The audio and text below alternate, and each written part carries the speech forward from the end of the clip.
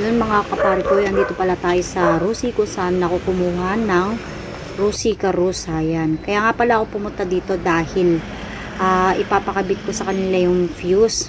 Kasi nung kailan ay nasiraan ako at ang fuse ang dahilan kung bakit walang power ang aking Rusi. Bali hindi siya umaandar.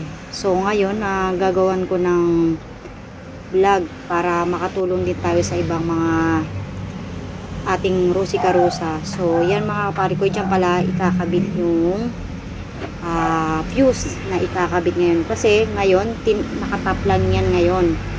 So ang gagawin ngayon ng mekaniko ay ikakabit na ang fuse. Ayan, dyan mga kapari ko, dyan ilalagay yung fuse, dyan ikakabit. So ngayon yung video na yan, binubuksan na ng mekaniko ang pagkakabitan ng fuse. Yan, kung saan nakatap din yung wire. Yan, tinanggal na ang pagkatap ng wire. So ikakabit na niya yung fuse niyan. Yan, kinakabit na yung ibang mga washer. Yan. So hindi na tayo magtatap ngayon kasi mas agara natin bumili ng fuse kasi mahirap pagka ayan mga pare ko, kinakabit na ang fuse. Yan, bagong fuse na yan, mura lang naman yung fuse na yan. Sa TikTok pala ako bumili ng fuse, mura lang naman yan, nasa 95 pesos. Yan mga pare ko, so hindi na tayo mangangamba na pagka bumiyahe tayo na may support. Ngayon may support na ang ating battery.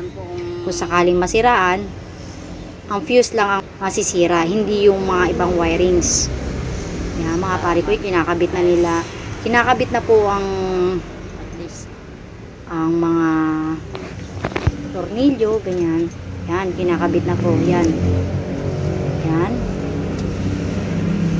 So kayang-kaya nyo na po yan. Kung sakaling masiraan kayo sa daan, pwede nyo itap lang.